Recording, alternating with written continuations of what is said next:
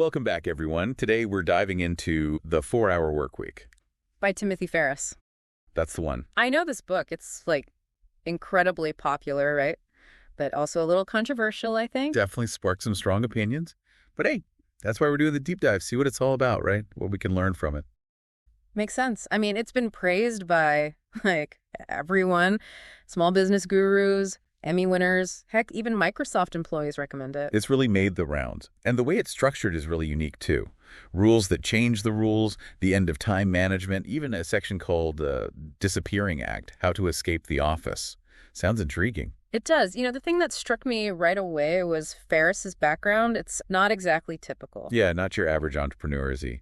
Winning a Chinese kickboxing championship, using, totally unorthodox tactics. It's pretty wild. And that same unconventional thinking kind of bleeds into everything he does. He built this successful business, but it was super demanding, took up all his time. But instead of just accepting that as, the way it has to be, he decides to try something different. Right. He starts experimenting with what he calls lifestyle design. So he automates his business, starts traveling the world. And this whole journey, questioning everything, that's what the 4-Hour Workweek is all about.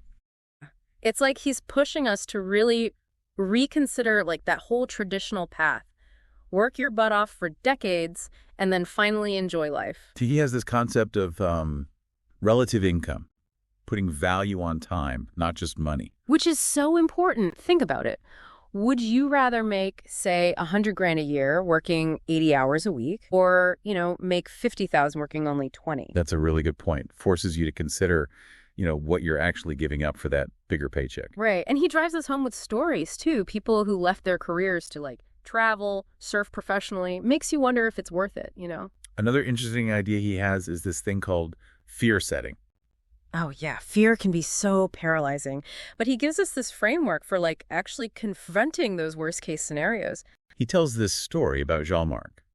He finds happiness living in Ghana, not what most people would consider ideal. Right. But Jean-Marc's story shows how much power we have just by gaining control of our time and perspective, even when things are tough. It makes you think, what fears are you letting hold you back? Those dreams you keep putting off. Totally. And once we've kind of tackled those fears, Ferriss says we need to get specific. He calls it dreamlining. Dreamlining. Interesting name. What's that all about? Imagine a detailed vision board for your whole life. What do you want to be, have, and do? So it's not just about goals, but your whole ideal lifestyle. Exactly. And Ferriss says being specific is key. He even tells this story about a Princeton student who, get this, tracked down Sergey Brin's personal email. Talk about taking initiative. Wow. That's dedication. It's a good reminder that sometimes we limit ourselves just by not thinking creatively enough. And that's where his idea of a low-information diet comes in. He's all about limiting news, unnecessary data, freeing up our mental space. We'll dig deeper into Ferriss's strategies for building that automated business, finding and managing VAs, and making those mini retirements a reality. Stay tuned for more insights and actionable advice from the 4-Hour Workweek. So let's dig a little deeper into some of the strategies in the 4-Hour Workweek for actually, designing that fulfilling life. And one of the first things Ferriss talks about is this idea of a low-information diet. Yeah, that one kind of threw me for a loop at first. It seems like in today's world, you almost have to be constantly taking in information. I know, right? But Ferriss makes a pretty compelling case for being more selective about what we consume. He compares it to food, actually. It's about quality over quantity. I like that analogy. Yeah, we wouldn't eat junk food all day and expect to be healthy. Hey. So why do we do that with information? So, okay, how do we actually put this low-information diet into practice? Where do we even start? Ferriss suggests starting with the news.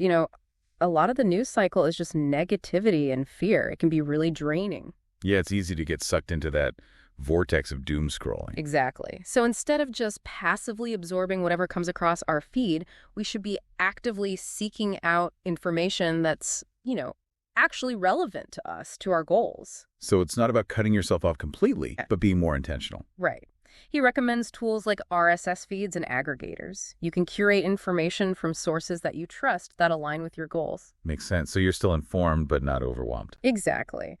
And he also suggests setting specific times for checking email and social media instead of, constantly being bombarded by notifications. Taking back control of your attention, basically. Yeah. Now, another really important part of Ferriss's approach is outsourcing. He is a huge fan of virtual assistants. We touched on this earlier, but I'd love to hear more about how we can actually delegate effectively to VAs. Like, where do we start? Well, Ferriss stresses the importance of, clear communication and setting those expectations up front. Start by thinking about those tasks that are just eating up your time and energy, things you don't really need your expertise for. So things like scheduling appointments, dealing with emails, maybe even planning trips. Exactly. Once you've got those tasks identified, you can start looking for a VA who specializes in those areas. I know there are a lot of platforms online to find VAs, but is there anything specific we should be looking for? He recommends starting small, maybe just one task or project just to get comfortable with the whole delegating thing. Dip your toes in the water. Yeah. And then as you gain confidence, you can gradually outsource more and more.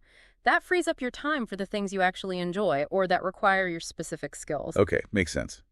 Now, Ferriss also spends a lot of time talking about building an automated business, what he calls a muse. Yes, the muse. This is a pretty key part of that whole 4-hour work week lifestyle. So what exactly does it entail? How do we create this magical muse? The idea is to create a business that basically generates income without you needing to constantly be involved. Could be selling physical products, digital products, or even services that can be automated. So you're not a slave to the system. It works for you. Exactly. But he also really stresses the importance of validating your idea first, before you invest tons of time and money. So like test demand on eBay or Google AdWords. So you're not just throwing spaghetti at the wall and hoping it sticks. Right. And then once you've got something that works, automate as much as possible. Order fulfillment, customer service, the whole shebang. So the business can essentially run itself. Mm-hmm. And that gives you the freedom to do things like, I don't know, maybe take a mini retirement. Speaking of mini retirements, let's talk about how to actually make those happen, incorporate them into our lives. I love that idea. Not waiting until you're 65 to finally enjoy life. Yeah. And Ferriss really believes anyone can do it. It's not just for the wealthy, But it probably takes some serious planning and budgeting, right? Absolutely. He says the first step is to define what a mini retirement even means to you.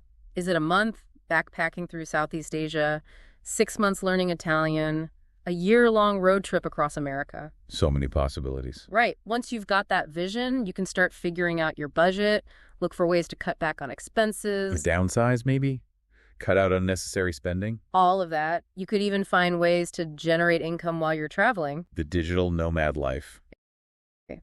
And Ferriss also has a lot of practical tips. Choosing destinations, finding affordable places to stay, figuring out the logistics of working remotely. It's all about embracing the unknown, pushing your boundaries. Yeah, he really encourages people to see mini retirements as like opportunities for growth, self-discovery. A chance to experience new things, learn new skills, gain a fresh perspective. By incorporating these mini retirements into our lives, we can break free from that 9-to-5 grind. Design a life that's more fulfilling, more balanced. So all these concepts we've been talking about, outsourcing, the muse, mini retirements, they're all connected, aren't they? Oh, absolutely. They all feed into each other. It's all part of Ferriss's framework for achieving that 4-hour work week. It's about taking control of your time, your income, your life. Exactly. But of course, with any approach that's this different, there are going to be some criticisms, some challenges. In the next part, we'll look at some of those opposing viewpoints, see if Ferriss's ideas hold up in the long run. And we'll discuss whether a true 4-hour work week is actually realistic for most people. Okay, so we've covered a lot of ground with the 4-hour work week. Challenging traditional ideas, automation, mini retirements. It's a lot to take in. Definitely a lot to unpack. And like with any book that, proposes such a big shift in thinking, the 4-hour work week has definitely gotten its share of criticism. Yeah, some people say Ferriss's approach is just not realistic, especially for people with families or who can't just, completely change careers. Right. There's this argument that it's a very privileged perspective, like only attainable if you already have certain skills, resources. And the low information diet, too. Some people worry about, tuning out current events completely. Like, is that really a good idea? It's definitely worth considering those criticisms, right? Think about the challenges of actually putting Ferriss's ideas into practice. It's not always going to be easy. Yeah, it's good to be aware of the potential downsides. So how do we, balance these different perspectives? Is the 4-hour work week something that's actually achievable for the average person? Or is it just, a fantasy? I think it's probably somewhere in between, like working just 4 hours a week, literally. Probably not going to happen for most people. Yeah. But the core ideas, those principles, they can definitely be valuable for anyone. Yeah, even if you don't follow every single thing Ferriss says, there are still a lot of useful takeaways. Absolutely. It's about challenging assumptions, right? Being open to new ways of doing things and taking control of your time, your energy. I think one of the biggest takeaways, for me at least, is this idea of defining what success actually means to you. Oh, that's so important. Not just blindly following like societal expectations. Figure out what your values are and build a life that reflects that. Whether you're looking for more freedom, or want to start a passion project, or even just make your work more efficient, more enjoyable, the 4-hour work week gives you a framework for thinking differently. It encourages us to question things, explore different possibilities, and ultimately, design a life that's more fulfilling, more meaningful. Well, we've reached the end of our deep dive into the 4-hour work week. Hopefully it's given you some things to think about, some practical tips, maybe even a little inspiration. Yeah, we always say you have more control over your life than you realize. So go out there, define your own version of success, and create a life that truly reflects your dreams. And until next time, happy reading.